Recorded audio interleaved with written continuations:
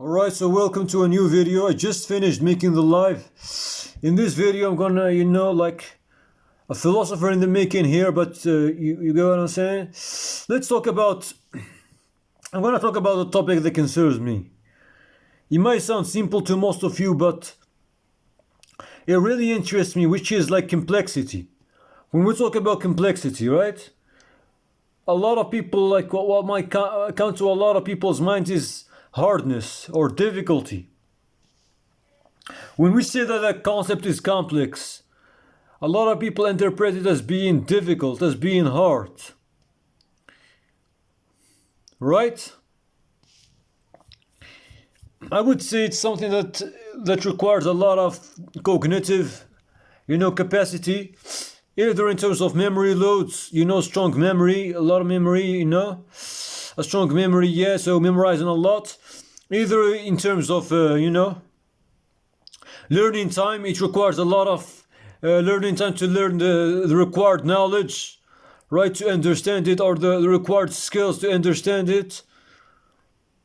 Or either in terms of understanding, right, it requires a lot of cognitive ability to understand, for example.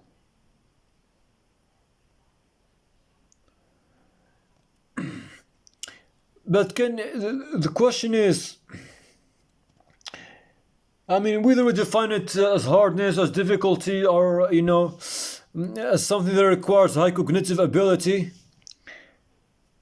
One question, like one of the first questions that come to my mind is complexity an objective thing? Can we say that, for example, this subject is objectively complex, or this topic is objectively complex? Personally, I would say no, because unless something is, I mean, most of the things that the human knowledge, they are not complex to everyone, either in terms of the feeling. I mean, feelings are unreliable, because someone could say that something is not complex, but it's actually complex. So we can't really go by the feelings. We can also go by the score, for example. A test is complex. Let's say a test is complex if you score less than 5 out of 10. I mean, theoretically, we could go like to a certain level of complexity where everyone would score like perhaps beyond like 5 out of 10. So it's objectively complex in this sense. But the standard is not agreed upon by everyone. That's the problem. And when we say objectively complex, we don't mean objectively complex in the absolute sense, because aliens could come to Earth, right? And they might find something that is universally complex as non-complex on this standard of a score, right? I mean, if we talk about for example, rocket science to humans is objectively more complex than the English alphabet. Because in terms of the cognitive capacity, because it requires a lot of prior knowledge in mathematics, in physics, calculus. The experts are like, there is a very, very small portion of experts in the field, and most people, they have zero to extremely low knowledge, to little to nothing knowledge about rocket science. As I said, in the example of aliens, you could come and find rocket science easier. Maybe they have a rocket as well. They study like how to make rockets and all this and that. So they have the science of rockets. Though they have the representations, like the mathematical representations, for example, they have these things different. But they study, like, for example, the science of rockets, right? Maybe it's similar, but like the way they express the symbols and all that is different. So they might find that harder than the English alphabet. That may be relative to humans, something created by humans. Because like rocket science uses physics and mathematics, right? Which could be universal, whereas the English alphabet, no, most likely not. It's constrained to humans. It's a human invention. And it requires, and it's not that complex. It doesn't require much time to learn. For most people, regardless of their native language. Yeah, that's what I'm gonna say. So in terms of the objective complexity, maybe yeah, unless something, if we go by a score, if like we don't, the problem is that we don't agree with the score. We can't say this is objectively complex even if everyone scores like less than 5 out of 10, because someone might come and say less than 6 out of 10. Someone might come less than 7 out of 10. So this is what doesn't make it objective. This is subjective. It could be under subjective at best. With the concept of complexity, like with the concept of hardness, if you go by multiple choice exams, a lot of teachers, they tend to claim that the multiple scoring choice exams, they are objective. But objective in what sense? Because I mean the correction itself could be close to objectivity, right? If you follow like a fixed grade. Yeah, if you follow like what can I say? Yeah, a fixed grid. Yeah, if you follow a fixed grid, a fixed scale. But the problem is that that grid yourself that you are adopting, right, to correct the exam, that is not objective. That is subjective, intersubjective at best. Because you could assign to a specific question 2 points or 3 points. Someone might assign it 2.5, 3.5. So there is no agreement in terms of this. And when I say objective, objective relative to humans. There is no, an objective relative to humans implies universality, and there is no universality in terms of this. So this is not objective, right? There is not an objective standard that says that this question should have this amount of points, this one should have this amount of points. Now, what most teachers like they go by is this gradual increase in difficulty. The beginning, like the first questions, they are easy in an exam. The middle ones, they are medium difficulty, and the last ones are hard. A lot of teachers tend to follow this, not because it's objective, but because it's fair.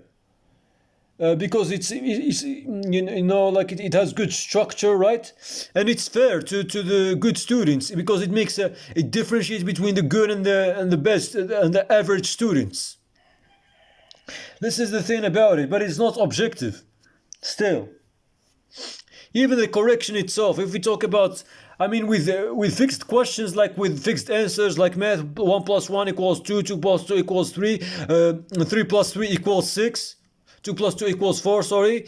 3 plus 3 equals 6. The answer is fixed. So we could have objectivity in this, in the correction itself.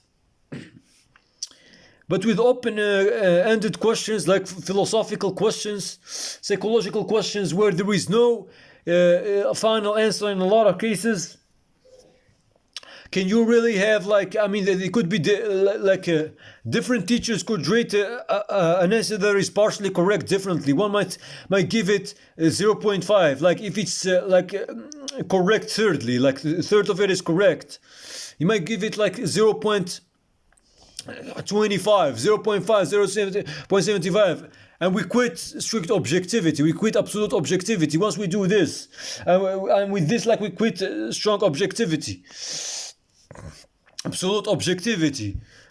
So yeah, and there are two types of perfectionism in this sense. There is absolute perfection, there is operational perfection. Absolute perfection in this sense, in the philosophical questions, for example, talking about an opinion, it's about knowing everything that there is to know about the opinion, about what the question demands. Everything about the opinion of a philosopher, for example, if asked to state it. Stating it with maximum precision, maximum clarity, and also knowing everything that relates to it. Yeah, right? So precision, depth, clarity, they enter the equation as well. If we talk about an absolute perfection, right? In terms of an answer, this is not achievable. This is theoretical, right? Not achievable by humans. This is not achievable by humans. In most cases, in almost every case. In this like open-ended questions, there is also like the operational objectivity. The operational objectivity is more about confirming to the standard. It's more about confirming to the grade. what the expectations of the grade, the expectations of the teacher. You talk about what he wants you to talk at the level of depth and clarity and structure, precision that he expects from you. So if you fulfill these expectations, then you might obtain the full mark. Another person might fulfill this expectation but be more precise, give more clarity, give more depth. In the sense of if we and this is where the problem is, because if we rank students based on mastery, then fulfilling the expectations could be enough. It's not discriminating to give them both full marks. But if we go by excellence, then that could be discriminating. That could be not fair. Because one give a bare answer, right? In terms of structure, in terms of clarity, in terms of precision, depth, but he didn't receive a higher mark. We could, in terms of what we can do in this case is either rank the students based on their if you go by excellence, we could rank them based on their excellence. For example, the one who fulfills the full expectations of the grade plus has the highest precision, depth, and clarity gets a full mark. The second students after him in terms of in this criteria gets a little bit less, and so on. The third one a little bit less, and so on. Now this is a good way of ranking. Or we could rank them based on operational objectivity, based on the expectations, right? Just based on mastery of what they are evaluated. Then though the exam doesn't evaluate you in everything that's related to the lesson, just partially, because you can't capture everything. What would take, even if everything is captured in an exam, it would take a lot of time to answer that exam, and most sessions don't have enough time. So, yeah. Yeah, so in terms of mastery, right? We could add remarks, for example, this person is very precise, this person is very depth, while giving them full marks if they fulfill the expectations fully. Now we can introduce something called conditional objectivity in this sense, where we adopt a weighting system. For example, a weighting system we take as a standard cognitive ability. Time to memorize, time to understand these things, learning time, learning the skills or knowledge required to pass the exam. So this is conditional objectivity. We adopt a weighting system. The problem is that this weighting system is not universally agreed upon, right? So it's only objective if the weighting system is agreed upon. Because, for example, and this is relative to the population, right? So this complexity is relative to the population. We can have a group of teachers and a group of students. The group of teachers, they pass an exam. We try to rank the exam based on difficulty out of 10. Based on complexity, that is based on the cognitive abilities.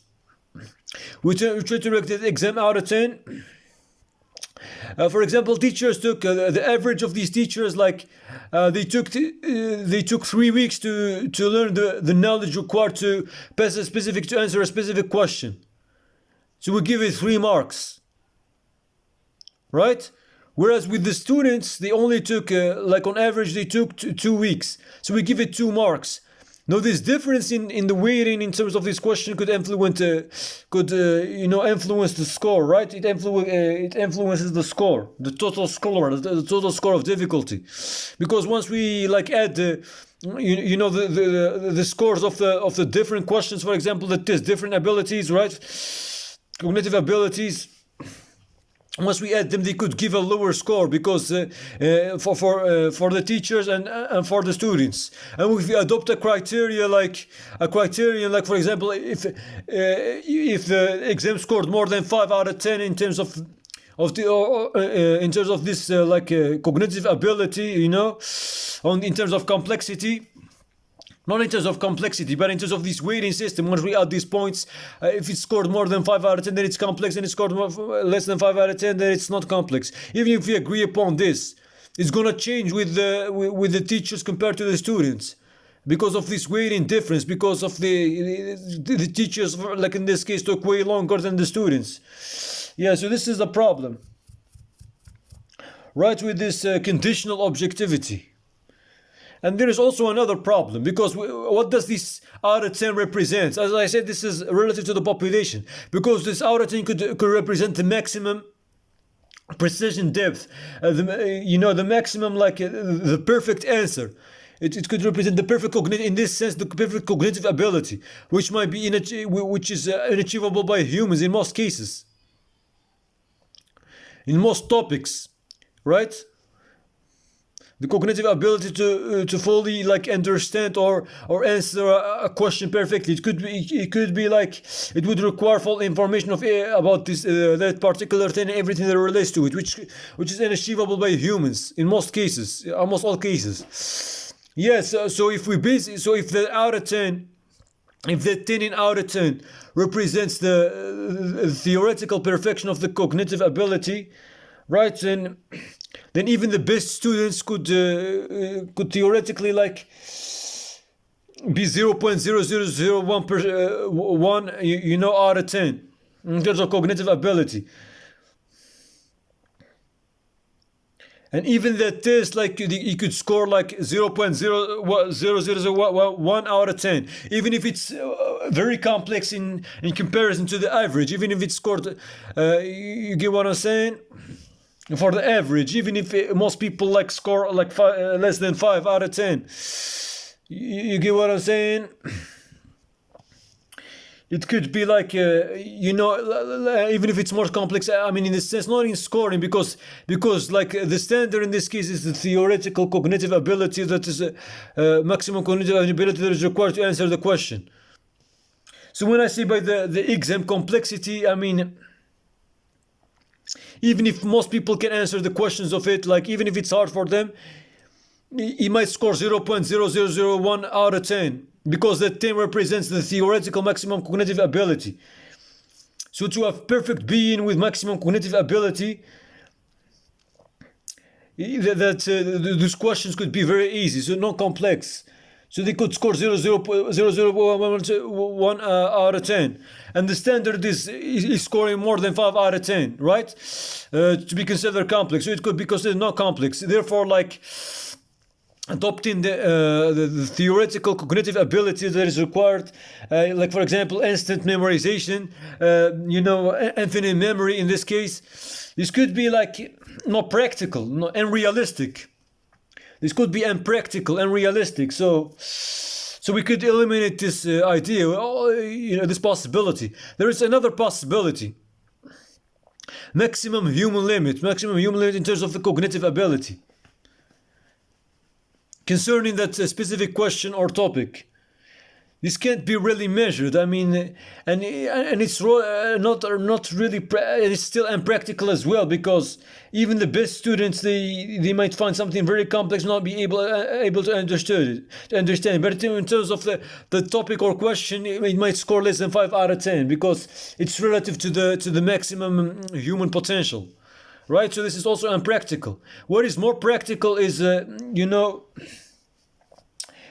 relative to a population, relative to a group, the maximum, measuring the maximum score, what can I say, the maximum cognitive ability, or taking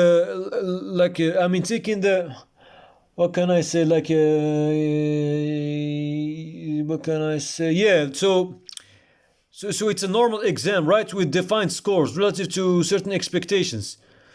We see the best performing, the one with the highest cognitive abilities relative to these topics or questions, who has the most knowledge, who answers better the questions the best, in the best possible way. The person who answers them, we see his score, right? In the best possible way, we see his score.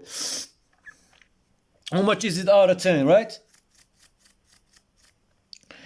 So if it's it should be 10 out of 10, because if it's 10 out of 10, then the difficulty of that exam would represent his cognitive. It should be 10 out of 10, and if we increase that exam difficulty a bit, then you should drop from that 10, because that should represent the problem is, how can you determine the exact maximum cognitive ability relative to these topics and questions?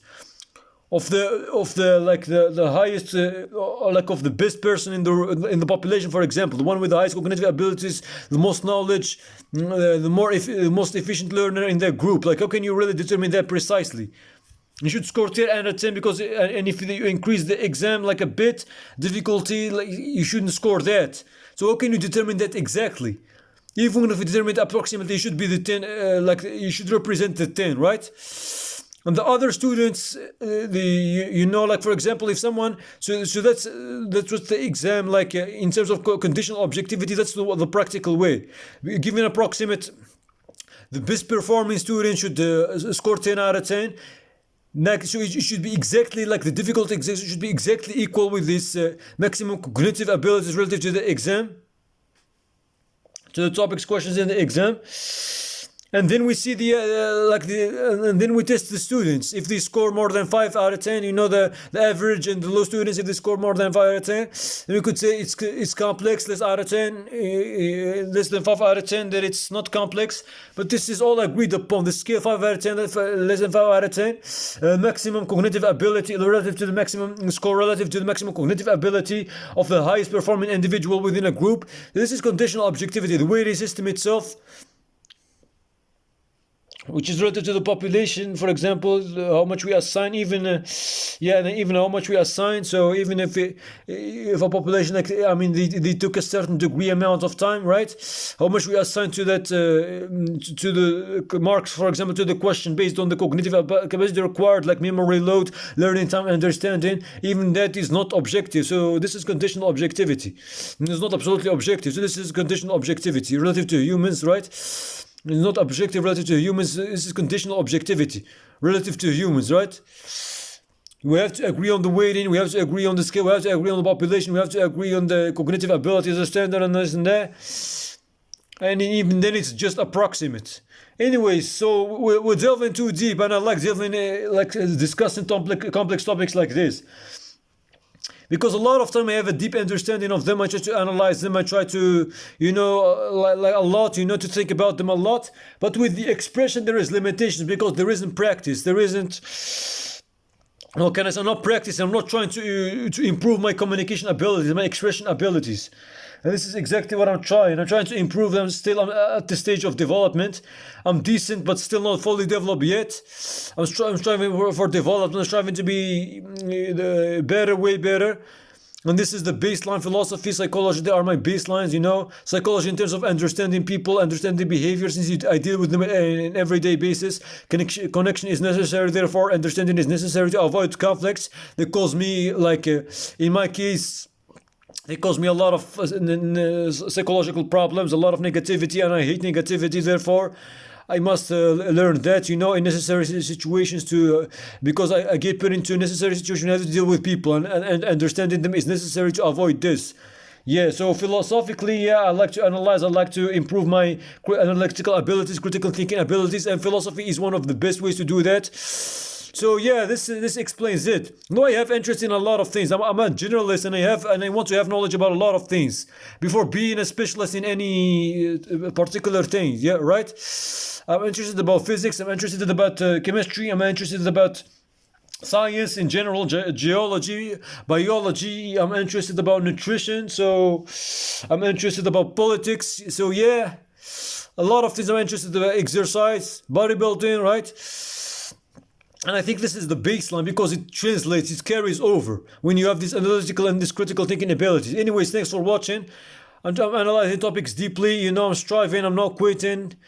A lot of a lot of people, they have this hidden potential. No one reaches this max potential. Not even Buddhists, not even monks. But you can reach a high potential if you put in the effort, if you adopt the right strategy, if you are being consistent, if you believe in yourself, if you are being consistent. Belief, consistency, pride.